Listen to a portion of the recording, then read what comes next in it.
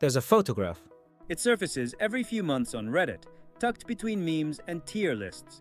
A man in a pale grey jacket, blue eyes, wavy brown hair shaved on the sides. The caption usually reads, "Remember him?"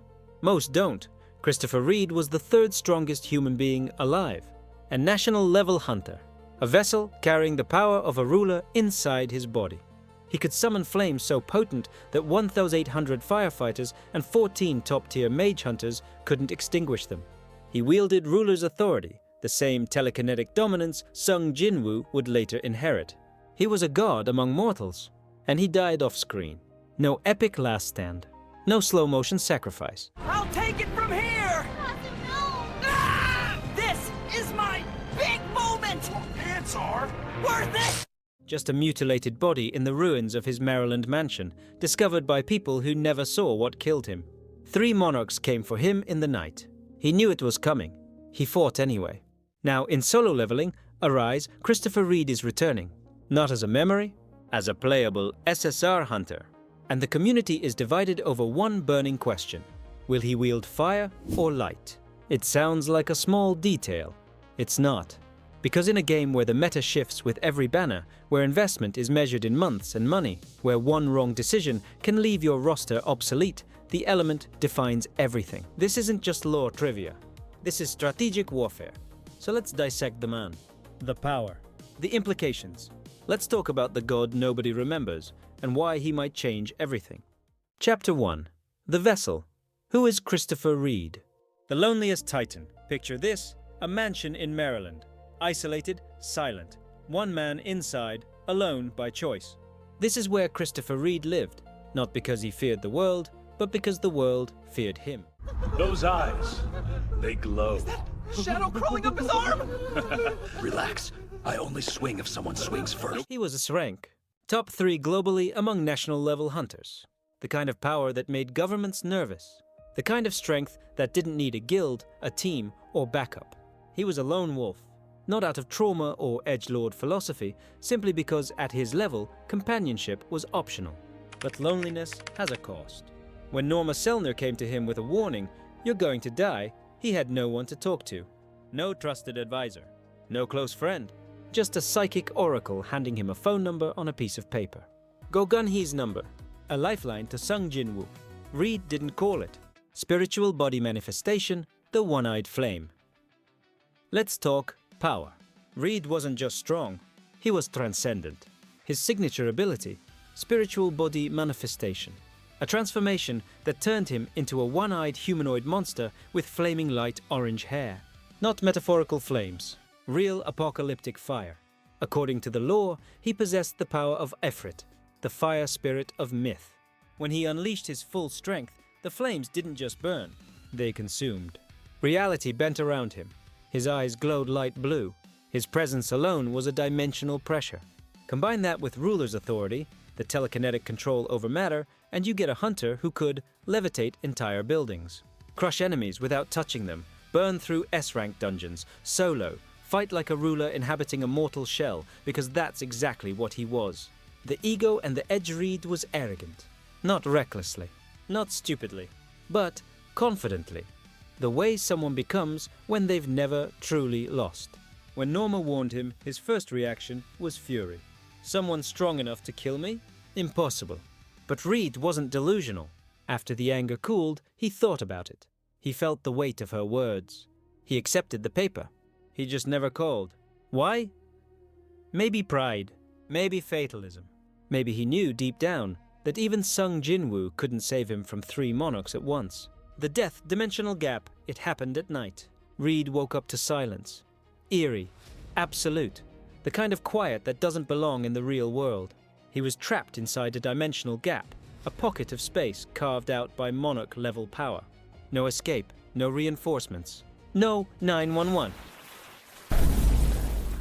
I have to call 911. He called out. Tarnak appeared in front of him. Raken and Queresha flanked from behind. 3 monarchs, 3 god-tier entities. 3 beings who had been slaughtering humans since before recorded history. Reid didn't know their names, didn't know their ranks, but he knew why they were there. So he fought. he unleashed spiritual body manifestation. Flames erupted. Ruler's authority tore through space. He went all out, aiming to kill at least one of them before he fell. He failed. His body was discovered later. Mutilated. Unrecognizable. The mansion reduced to ash and rubble. 1,800 firefighters mobilized just to put out the flames his corpse had left behind. The world's third strongest hunter. Dead in a single night. Off-screen. The revised timeline, Ragnarok arc. Decades later, in the revised timeline, Reed got his powers back. Still a top-tier hunter. Still a ruler's vessel. But this time, the Atarim came for him. He was possessed, corrupted, turned into a puppet. Thomas Andre, the #1 national-level hunter, had to kill him. In battle. Personally. Reed's body was never recovered. Presumed reduced to ash. No funeral. No memorial. Why? Because, as the lore coldly notes, he was unlikable when alive. Even in death, Christopher Reed remained alone. But his story didn't end there. The Apostle of Conquest salvaged part of his corpse. Used it to create a clone. A vessel. A weapon. Even in death, Reed's body was still too valuable to waste. The tragedy of the Titan. Here's what Christopher Reed represents: absolute power and absolute isolation. He was one of 5 people on Earth who could be called national level. He carried the essence of a ruler. He wielded the fire of Ifrit, and none of it mattered. Because in solo leveling, there's always someone stronger. Always something older. Always a hierarchy that renders mortal effort, no matter how godlike, irrelevant. Reed is the cautionary tale of the series. You can be one of the strongest humans alive and still die like a footnote. That's why his character hits harder than most. Not because he was the protagonist, but because he was real, flawed, arrogant, afraid, human, a titan who knew he was going to die and fought anyway. Chapter 2. Fire or Light? The Netmarble-Dilemma. The case for fire. Let's start with the obvious. Christopher Reed should be a fire element hunter. Lore-wise, it's undeniable. He wields the power of Ifrit, the fire spirit. His flames required 1,800 firefighters to extinguish his spiritual body. Manifestation is literally described as flaming light orange hair. His death left a mansion reduced to ash and inferno. He's not light-coded. He's not radiant energy. He's fire incarnate. If Netmarble follows the source material faithfully, Reed is fire. Period. But here's the problem. Netmarble doesn't care about lore when it conflicts with schedule. The case for light, the business reality. Let's look at the banner timeline. Solo leveling. Arise operates on a release cadence. New SSRs drop every few weeks. Elements are balanced. Rosters are planned months in advance. If Reed drops his fire, he competes with existing fire, DPS units, upcoming fire characters already in the pipeline. A potentially saturated fire meta, but if Reed drops as light, he fills a gap. He avoids internal competition. He aligns with the current rotation of elements. Netmarble has done this before. They've adjusted kits, elements, and roles to fit the meta schedule, not the lore. And here's the visual justification they'll use. His eyes glow light blue. His ruler's authority radiates radiant energy. His spiritual body has a luminous quality. Boom. Light element. Justified. It's a stretch, but it's a marketable stretch. The subtle betrayal. If Netmarble makes Reed light instead of fire, it's not just a lore change. It's a statement, game balance, canon accuracy. And honestly, most players won't care. Because here's the hard truth. The majority of Arise players haven't read the light novel. They've watched the anime, where Reed has 0 screen time. They might have seen his name in passing. Maybe a Reddit post. But they don't know him. So when Netmarble says light element, most will shrug and accept it. Only the lore purists will riot on Discord. Chapter 3. What it means for you. Meta-Implikations and Strategic Planning. Scenario 1. Reed is fire. Lore accurate. If Reed drops as fire DPS, here's what happens. The Fern problem. Right now, Fern from Frieren is the top fire DPS in the game. She's a collab unit, limited, strong. Her debuff utility makes her valuable even beyond raw damage. She's not just a DPS, she's a team enabler. If Reed is fire, he'll be positioned as her successor. But here's the nuance. Fern won't become obsolete. Her debuff kit keeps her relevant. But Reed will likely offer higher raw DPS ceiling, better scaling into endgame content, more versatile team comp options. What you should do: if you have Fern fully built, wait for Reed's kit reveal before pulling. She'll still hold value. If you don't have Fern, Reed might be the better long-term investment, assuming power creep. If you're a collector, get both. Fern's limited status makes her a trophy unit. The fire meta saturation. If Reed joins as fire, we'll have Fern limited collab, Reed national level hunter hype, potentially Liu Jigang Chinese national hunter down the line. That's 3 top-tier fire DPS units within a short window. This creates a roster bloat. You won't need all 3, but FOMO will push players to pull anyway. Netmarble wins. Your wallet loses. Scenario 2. Reed is light. Business decision. If Reed drops as light, everything shifts. The fire void. Suddenly Fern becomes the fire anchor, for now. But the question emerges, who's the next fire DPS? Enter Liu Jigang. Liu is the Chinese national level hunter. In the source material, he's associated with raw physical power and overwhelming force. But Netmarble could easily pivot him to fire. Why? Thematic. Dragon of China. Flames. Meta fills the fire gap. Reed left. Marketing, Asian market appeal. If Reed is light and Liu is fire, the release cadence looks like this. Reed, light. Fills light, DPS slot. Liu Jigang, fire. Fills fire, DPS slot. Fern remains relevant as a limited debuffer. This is cleaner, more balanced, more profitable. The light competition. If Reed is light, he competes with existing light. DPS units potential future rulers, Chuksha monarchs.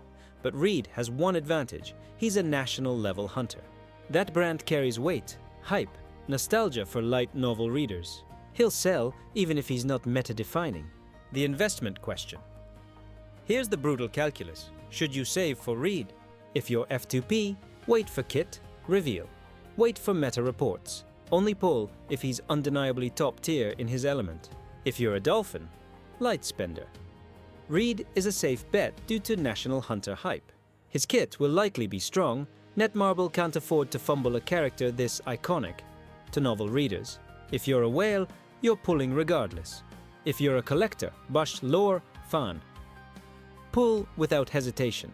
Reed is one of the most tragic, underexplored characters in the series. This is his moment. The Fern equation. Let's talk about Fern specifically. She's a collab unit. That means no reruns guaranteed. Limited availability trophy status in the community. Even if Reed power creeps her raw DPS, Fern's debuff kit and limited status keep her valuable. My take, if you have Fern, don't panic. She's not going anywhere. If you skipped Fern, Reed might be your redemption arc, assuming he's fire. But here's the trap.